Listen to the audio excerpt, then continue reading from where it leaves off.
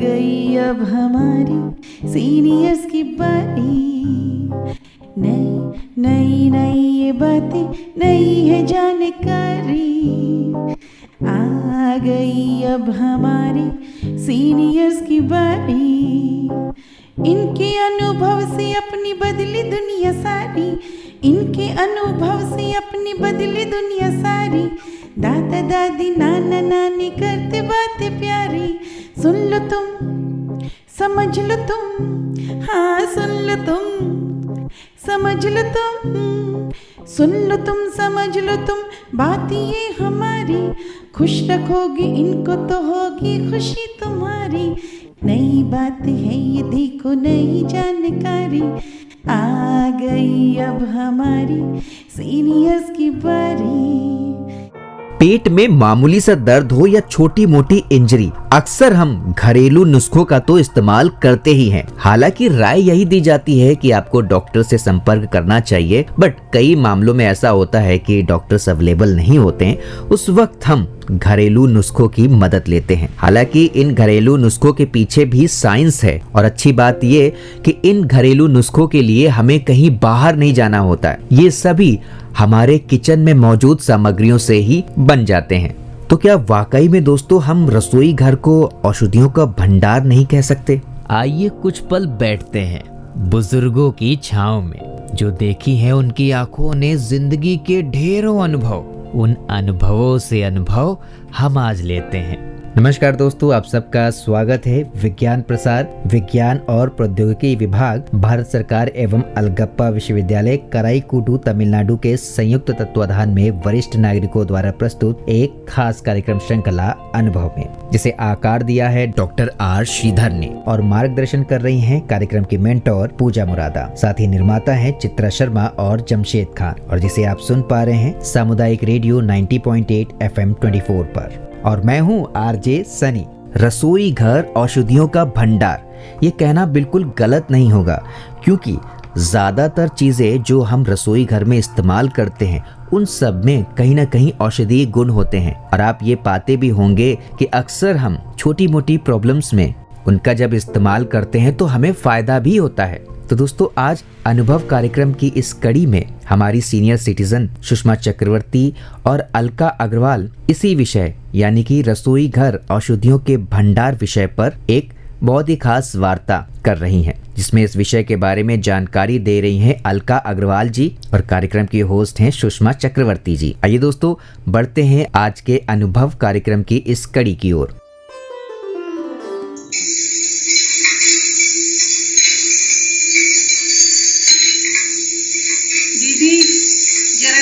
कूट के दो ना मुझे।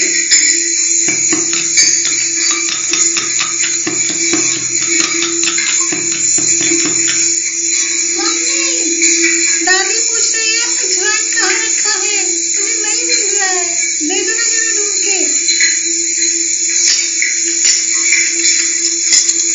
अरे देती हूँ बाबा, देती हूँ, पहले जरा वो काली मिर्च दो मुझे।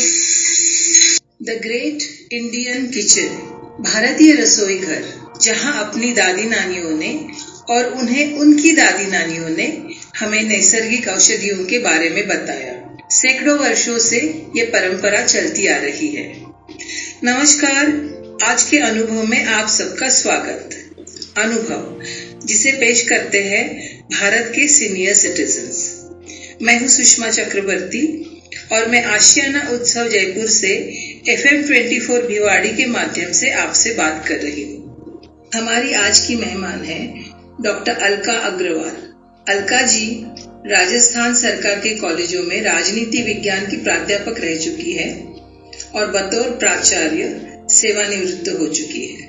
अलका जी आज हमें हमारी रसोई घर में उपलब्ध औषधियों के बारे में बहुत सारी बातें बताएंगी। अलका जी, आपका बहुत बहुत स्वागत। धन्यवाद सुषमा जी। सभी श्रोताओं को मेरा नमस्कार। अब हम अपने विषय की ओर चलते हैं। रसोई घर औषधियों का भंडार। हम सब जानते हैं कि पहला सुख निरोगी काया। बीमारियों के लिए अस्पताल, डॉक्टर और दवाइयों में लाखों रुपए खर्च करने पर भी स्वास्थ्य लाभ कठिन और कभी कभी तो असंभव भी हो जाता है।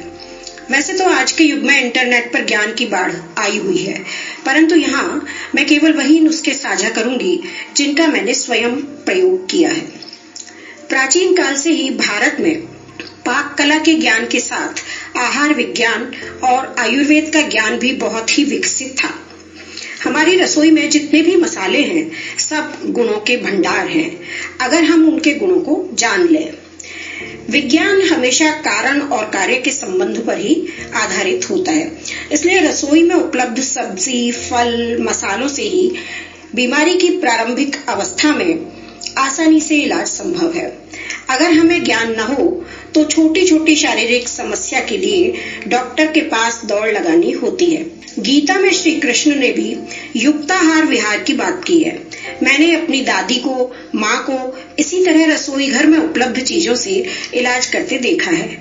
यह इलाज शुद्ध विज्ञान पर आधारित है, क्योंकि कथित वस्तु के गुण दोष का ज्ञान होने पर ही बीमारी का इलाज संभव है। एक और मजेदार बात है कि जो पौधा या जो वस्तु बहुत अधिक गुणकारी है, उसे हमारे पूर्वजों ने धार्मिक आस्था से जोड़ दिया, जिससे उसका लाभ प्रत्येक व्यक्ति उठा सके। जैसे तुलसी का पौधा धार्मिक महत्व के कारण प्रत्येक घर में लगाया जाता है। प्रातः काल उस पर जल चढ़ाया जाता है। चरक और सुश्रुत संहिता में इसके गुणों का विस्तार से वर्णन किया गया है। तुलसी भी दो प्रकार की होती है, राम तुलसी और श्याम तुलसी। श्याम तुलसी में औषधीय गुण अधिक होते हैं। इसकी तासीर गर्म होती है। तुलसी काली मिर्च का काढ़ा हमेशा से हमारे घरों में गले में खराश या गला बैठना, गले में दर्द और खांसी में पिया जाता है। बुखार होने पर तुलसी का काढ़ा बहुत ही उपयोगी होता है। एक कमाल का उपयोग है तुलसी का, जिसका मैंने चमत्कार देखा है। कुछ समय पहले मेरी पड़ोसन की नाक से खून आ रहा था और उनके घर में कोई भी नहीं था। मैंने कितने ही उपाय किए पर खून रुकने का नाम नहीं ले रहा था। तब मैंने उनकी नाक में तुलसी का रस डाला और जैसे जादू हो गया, तुरंत खून आना बंद हो गया। हमारे यहाँ कहा जाता है, जैसा खावे अन्न वैसा होवे मन। इसलिए अगर हम उपयोगी और गुणकारी तत्वों को अपने भोजन में स्थान देंगे तो निश्चित रूप से हमें लाभ होगा। अब हम हमारी रसोई के कुछ मसालों की बात करते हैं। नमक हमारे रसोई घर में सभी मसालों का राजा माना जा सकता है। बचपन में हम सब ने एक कहानी पढ़ी थी जिसमें राजा अपनी बेटी से पूछता है कि वो उसे कितना प्यार करती है, और सबसे छोटी बेटी कहती है कि वह उसे नमक जितना प्यार करती है, क्योंकि नमक के बिना खाने में कोई स्वाद नहीं होता। जिनका बीपी लो होता है उन्हें नमक का सेवन पर्याप्त मात्रा में करना चाहिए। नमक सूजन उतारने में मददगार होता है, इसलिए चोट के स्थान पर नमक के पानी से सिकाई की जाती है, या विषैले जीव के काटने पर भी नमक के पानी से सिकाई करने से आराम मिलता है। त्वचा के दाग धब्बे दूर करने में भी यह गुणकारी है।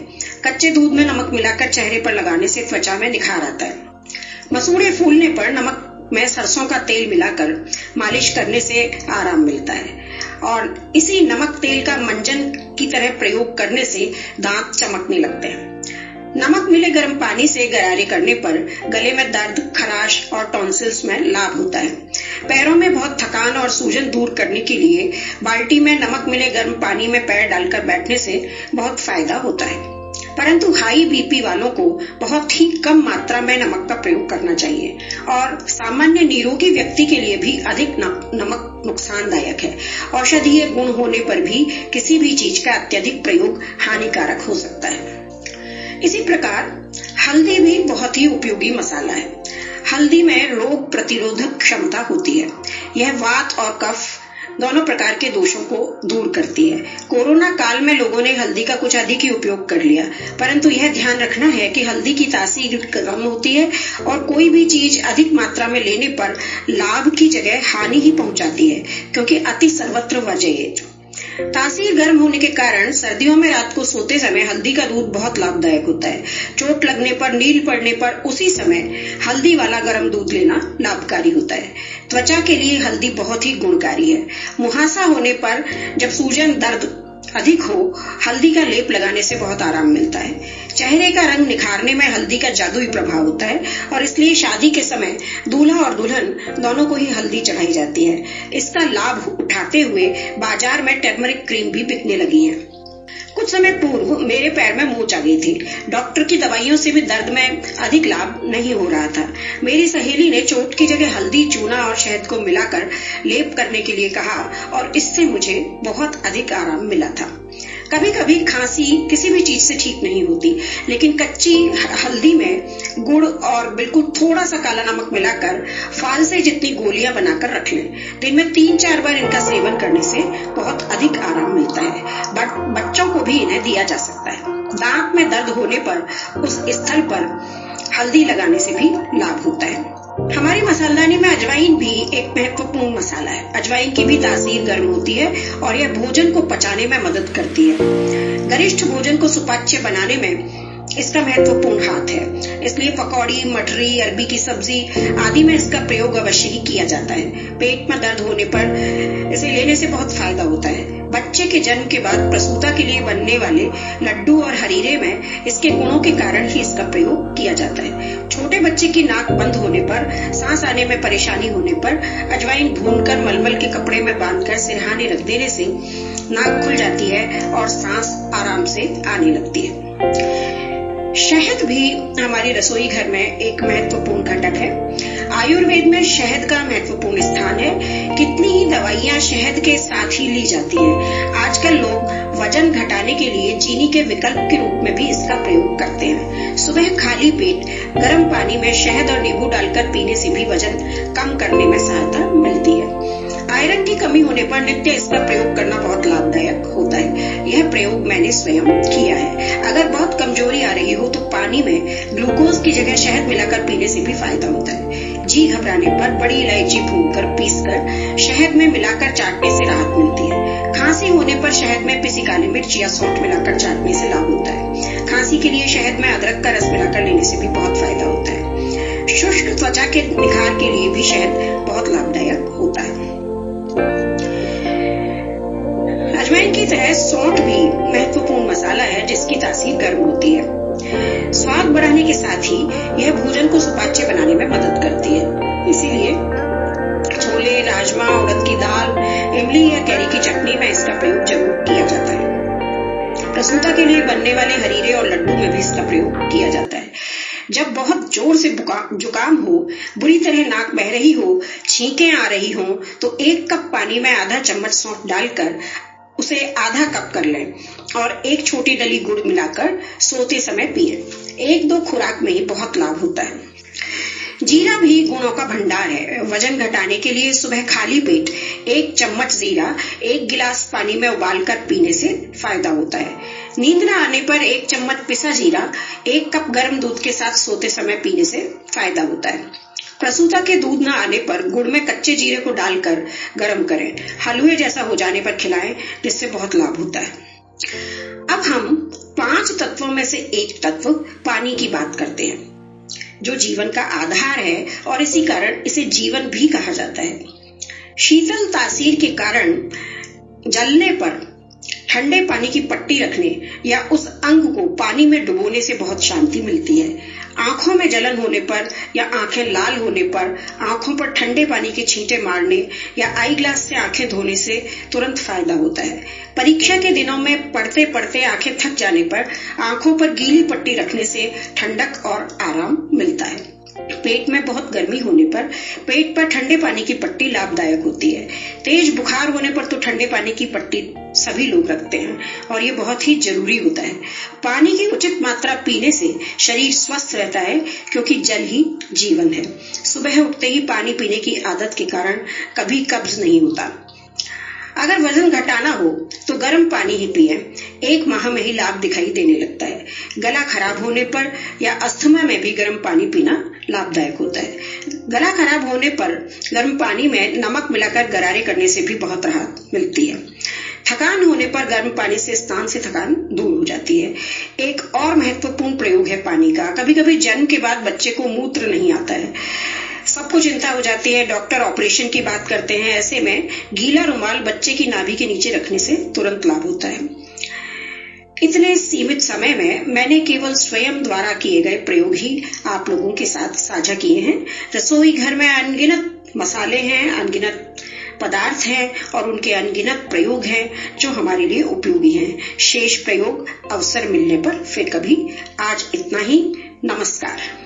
अलका जी, हम जरूर आपसे और भी ऐसी जानकारी लेना चाहेंगे और एक बार फिर जरूर मिलेंगे। धन्यवाद। वैसे छोटी मोटी प्रॉब्लम्स तो हम अपने घरेलू नुस्खों की मदद से सॉल्व करते ही हैं, लेकिन अक्सर कई बार ऐसा भी होता है कि कई गंभीर बीमारियों में अक्सर लोग घरेलू नुस्खों का सहारा लेते हैं, जबकि यहाँ पर वो गलती कर रहे होते हैं। ऐसे में हमें तुरंत डॉक्टरी राय की जरूरत होती है, डॉक्टर से परामर्श लेने की जरूरत होती है। तो घरेलू नुस्खों का इस्तेमाल करें, लेकिन जब समस्या बहुत छोटी हो और डॉक्टर अवेलेबल ना हो।